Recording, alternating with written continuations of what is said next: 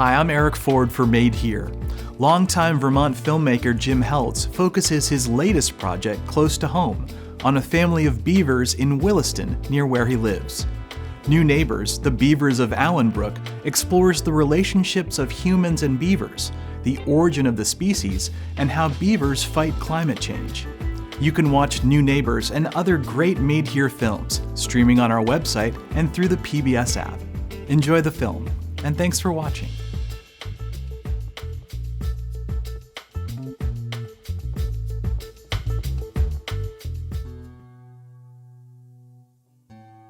In 2023, a new family moved in near the Brook Nature Trail by my house on Wildflower Circle. I didn't see a moving truck. There was no welcome wagon. Nor did I bring them a casserole. I never saw the family during the day. But at night, teeth gnashing, tree chomping, and tail slapping. Oh, what a racket. By the way, did I mention they were Castus canadensis? Beavers?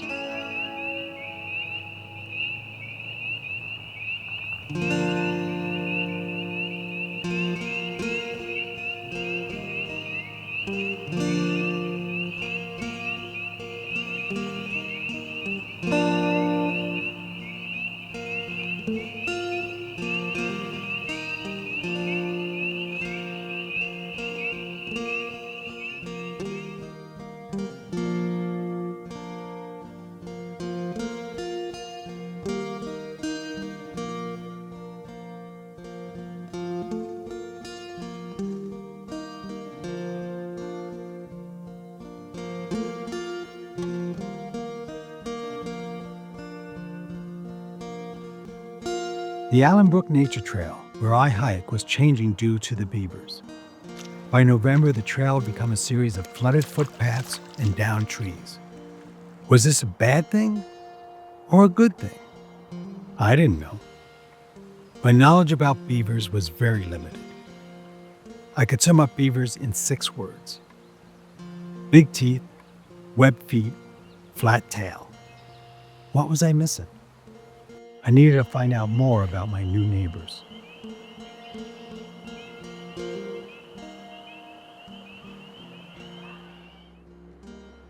My name is Simon Miles. I'm the conservation planner at the town of Williston. A large part of my work involves working with the town's conservation commission.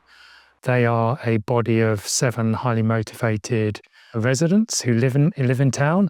We work with them to advise town departments and other town boards on the town's natural resources. And we also work to promote open space and the conservation of land. In terms of becoming aware of when these beavers started becoming more noticeable, we've known that there are beavers on the Brook Nature Trail, which is our own town-owned nature trail that knits together a lot of residential neighbourhoods in Williston. We also extend the trails out onto sort of common HOA land. So specifically, last year we became aware of them up at sort of the northern end near Wildflower Circle and Keystone Drive, sort of August time, when we noticed some of our punchin. And punchin is sort of a rudimentary trail structure, which is just some planks of wood bolted together to get people out of the mud, becoming sort of inundated. So we thought something might be up. At that time of year, the nature trail is heavily vegetated, so it's virtually impossible to see anything. So we did an exploration and discovered a beaver dam nearby, which was causing the waters back up. Later on, we did notice them down by the boardwalk, so that's at the central school end of the nature trail, and when we started to see their dam take shape down there. This Brook kerfuffle between the beavers and the Willistonians is the latest chapter in a long story between the two. Let's just say there is some history. I'm Laura Meyer. I volunteer on the Williston Conservation Commission for the town of Williston. About 13,000 years ago, when the glaciers, which were 2 miles high over Vermont, were retreating, which just means melting out of Vermont, indigenous people were able to come into the area And at the time that indigenous people were making their way across the country, there were paleomegafauna, and all that means there were large mammals.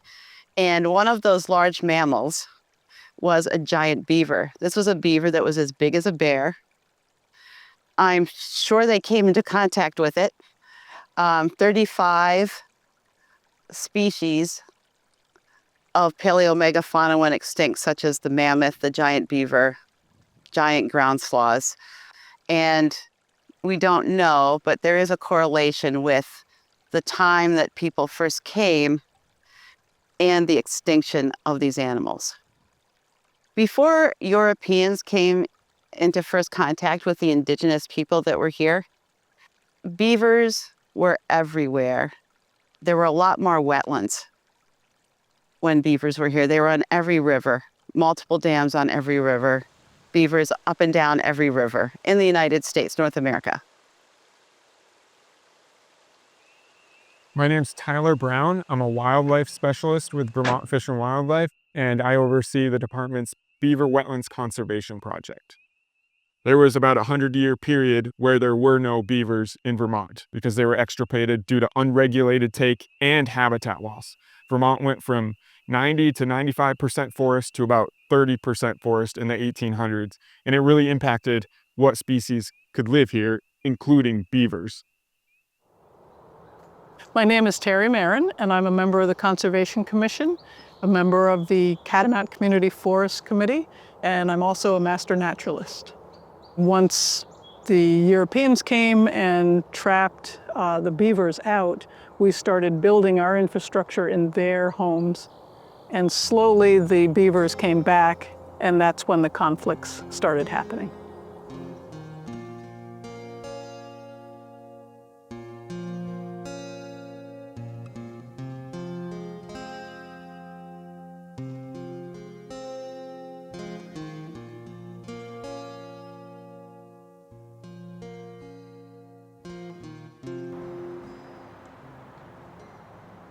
After weeks of trying to film a beaver by the Wildflower Circle Keystone Drive Nature Trail Bridge, I finally got one on video.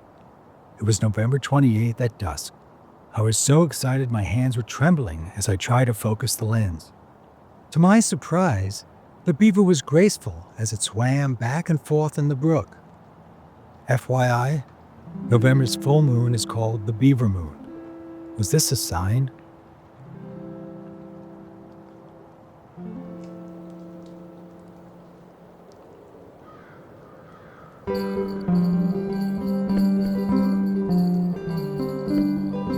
During the winter time, when the vegetation is down, you can really get a great view of how beavers work. You can see their lodges, you can see their dams, and you can see the beaver ponds they've created all really easily from our trail. So it's a real educational experience. I've definitely learned a lot from it.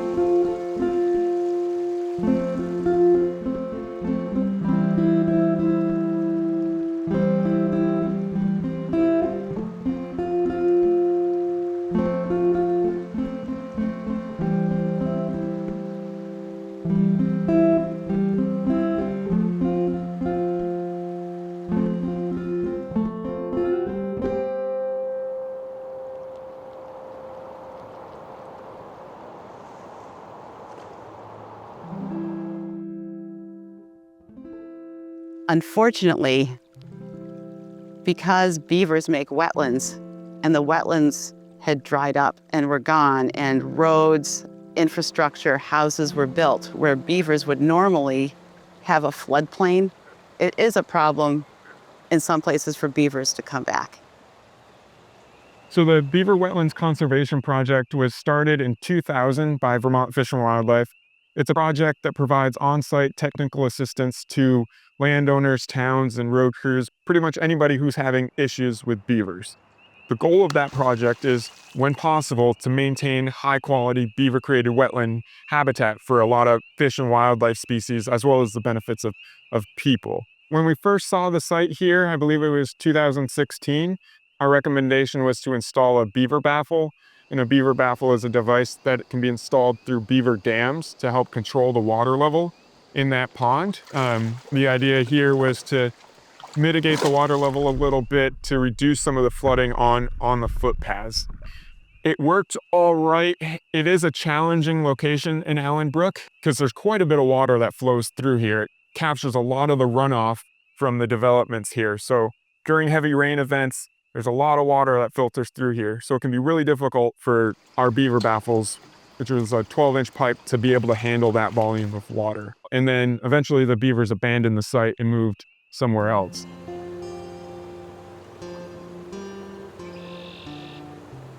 So in terms of how much land the beavers occupy in the Allen Brook, I think they probably, in terms of their beaver ponds, occupy about half an acre.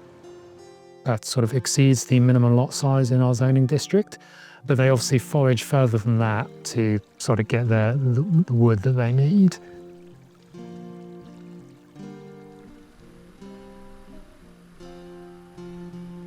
My name is Reed Carr.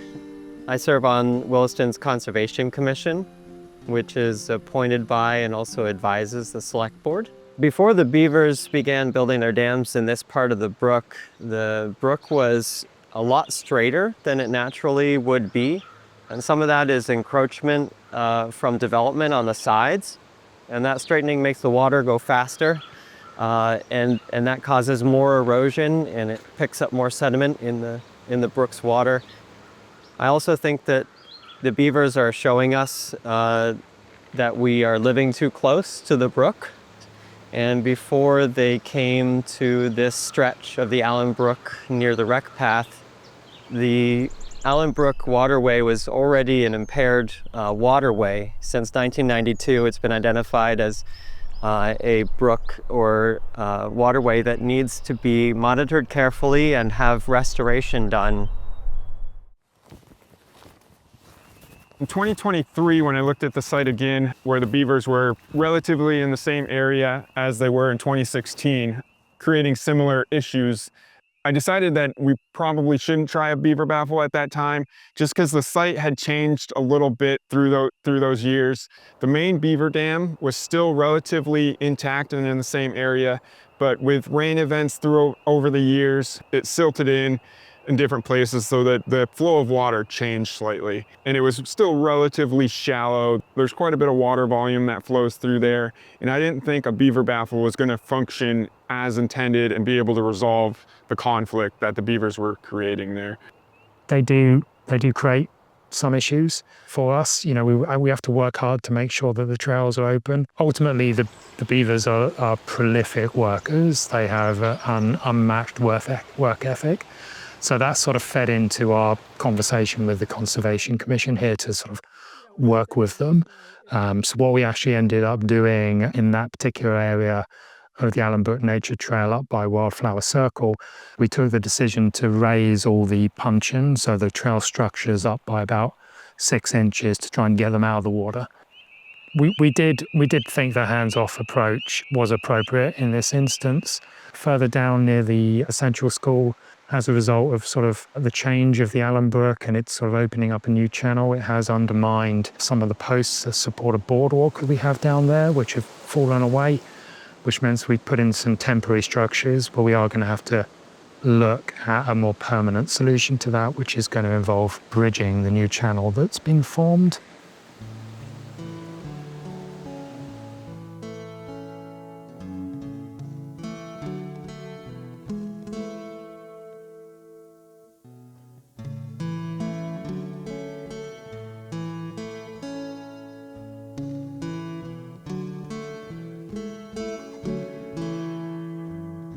I admit it, I have beaver fever.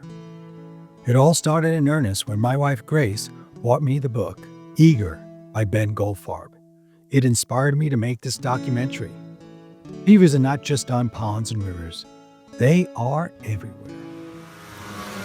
An interesting story. I went to a wedding 2 summers ago in Burlington at St. Joseph's Cathedral. It is a beautiful cathedral. And when you go in, There are these beautiful painted medallions on the ceiling, and one is of a beaver. And the original oak pews have swirls of beaver tails in them. And it's because the beaver was so important to the French Canadians that worked in the area. And it's the national animal of Canada. It's interesting that in the 1600s, because it was Catholics mainly that settled in New France, the Bishop of Quebec asked the powers that be, can we eat beavers? They were trapping beavers, and then they couldn't eat the meat because of Lent or on Fridays. They decided that beavers were a fish. They have a scaly tail. They stay underwater for a while. They declared beavers are a fish, and to this day, you can eat beavers for Lent. I did have beaver meat many years ago, and it was at a game supper. Bradford, Vermont was famous for having these game suppers so people could try different types of meats. And I don't think beaver is particularly tasty. It's like, it wouldn't be your first choice.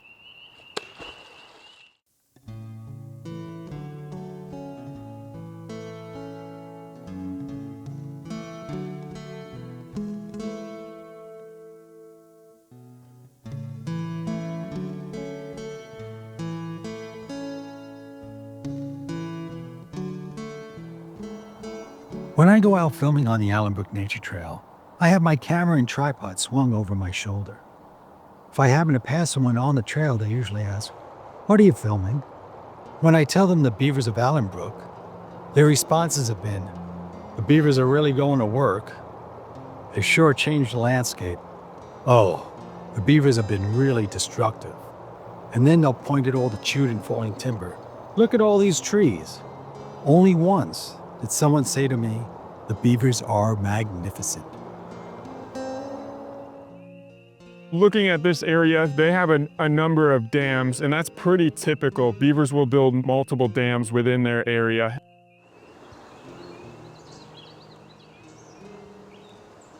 So beaver dams are made of mud and sticks that the beavers construct in the water.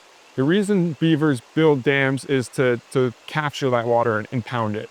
Beavers feel a lot safer in the water than they do on land, so they like to flood areas so they can swim to their food source. Their food source being primarily trees. So your aspen, your birch, your maples, willows, alders, things like that. A lot of the tree species that grow within that riparian area.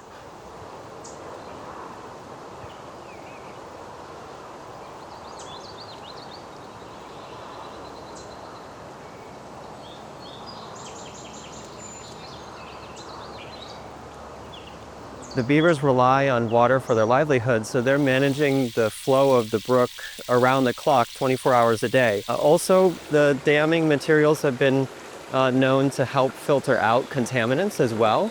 We expect overall that the water should become cleaner and the flows should become more regular. To see the work that they do, to come out and see that the trees that they're working on, chewing, and see how they are engineering these dams. It's amazing that they are able to intertwine these twigs and branches and things and pack them with mud and, create this incredible environment. And there's also the idea that the dams will slow water down when we do have these intense rain events because of climate change. And they will slow the water, and they call it slow it, spread it, and sink it, so there's less damage to the environment and people's homes. I have a 5-year-old son, and one of our favorite activities is to come out and observe the dam and see if we can see the beavers. And you start to notice all the little changes. You can see the paths where they've been coming up out of the water. You can see the bite marks where they've been feeding on the bark of some of the plants. It's a really surprising how much you can notice if you pause and take some time.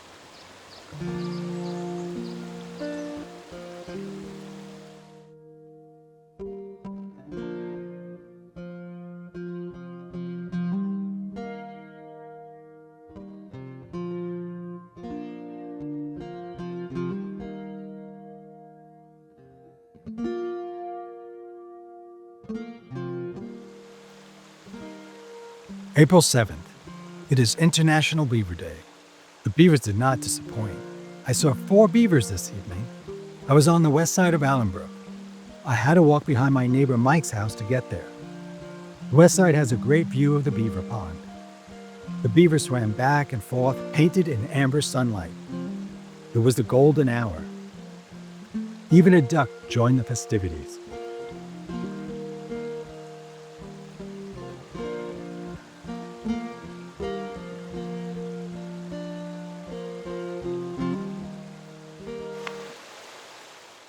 When beavers build dams in an area, they really start the basis of the food web.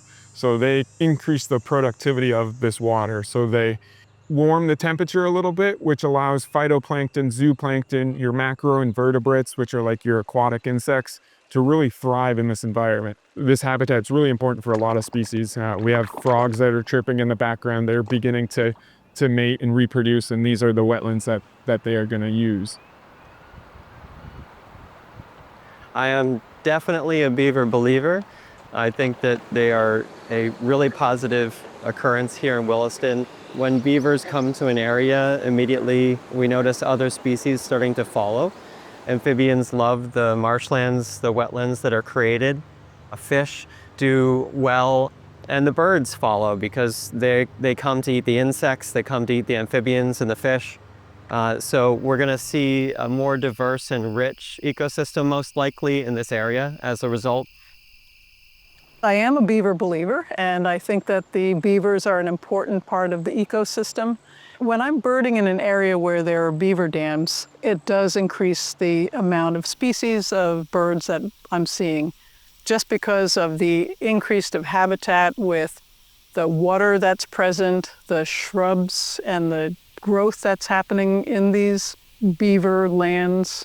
And it can increase the bird species tenfold.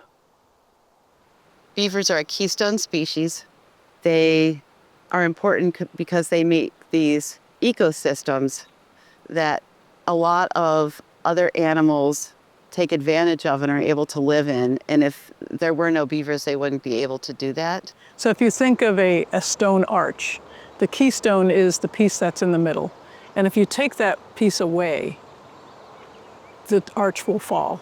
So in this case, if you take a beaver out of the ecosystem will kind of fail, the biodiversity will decrease, and other species will disappear. Beavers do a lot of good for our environment, particularly our wetland environment, by creating these dams. They help sort of dechannelize the Brook and allow sediment to form and create these wetlands. So there's something that we really are keen to encourage. You know, a large part of setting up the nature trail at the heart of the village of Williston was to encourage nature, and boy, are we getting it now.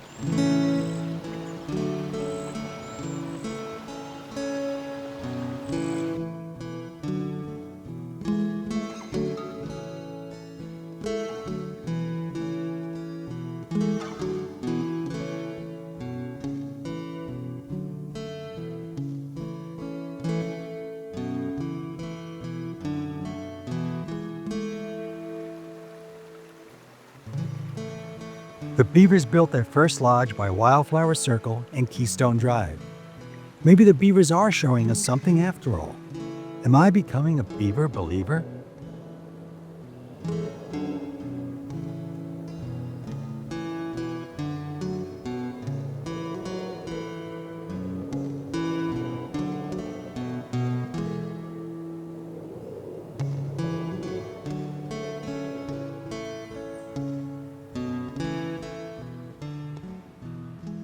My name is Andrew Plum, and I'm the town conservation planner. So the current status is we have a couple of beaver lodges. One is on the main channel of the Brook, and that one appears to be active still.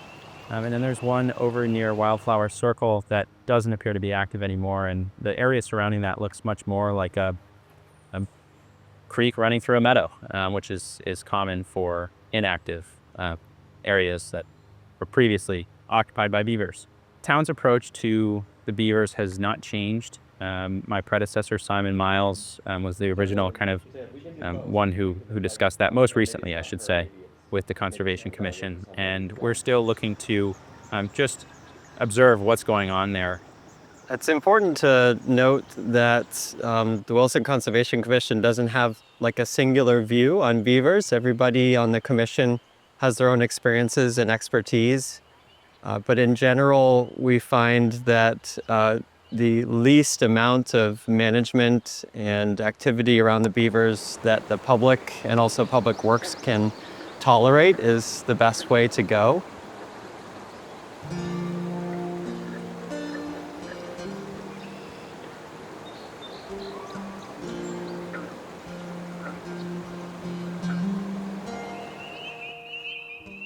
The one thing I'd like people to know about the beavers is they're here to stay. Beavers are going to come and go from the site. They have been for many years. It can be challenging when they're in these sites because they do create issues with trails. But the benefits of having beaver in specifically Allen Brook is they're capturing a lot of sediment and a lot of runoff from the developments here. In terms of who the new neighbors are, if you think about it on the timescale of somebody living in Williston today, it seems like the beavers are the new neighbors. But if you think on a longer timescale, the beavers were here long before European settlers created the village of Williston.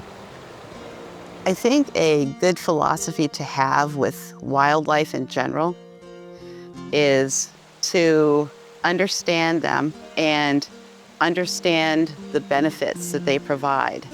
Because you may see beavers cutting down trees and think, oh no, there goes a tree that's sequestering carbon and we're having a problem with climate change, when actually what the beavers are doing is creating more diversity and a habitat with all these trees that are growing and sequestering all this carbon.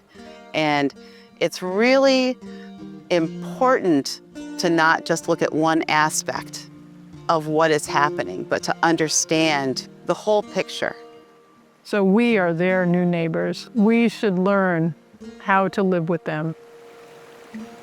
Over the past year, I've come to realize the beavers work for the health and the benefit of their home, the earth. They're not here to tend to the needs and whims of their two-legged new neighbors.